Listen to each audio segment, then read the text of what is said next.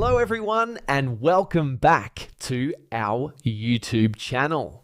In this video, I'm going to show you how to fix myDMV practice test app not working. First, to resolve this issue, we will first head over to our device settings. From here, scroll down and tap on General. Once you're in the General Settings tab, look for iPhone Storage option and tap on it. Over here, you can either search for the app or you can scroll down and look for it. Then tap on the app. On the next screen, you need to tap on the Offload app option. A confirmation pop-up will come up. Now tap on the Offload app option here. It'll take a bit for processing, and then a reinstall button will show up. Simply tap on it to reinstall the app. This should resolve the issue, but if it doesn't, then you need to check if the app is running an older version. Head over to App Store. From here, double tap on this search icon in the bottom right corner, and then search for the app.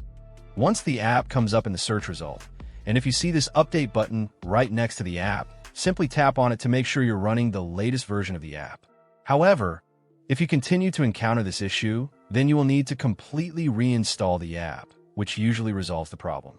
Head over to this screen the way we did before, and over here, tap on the Delete App option here to uninstall the app from your device.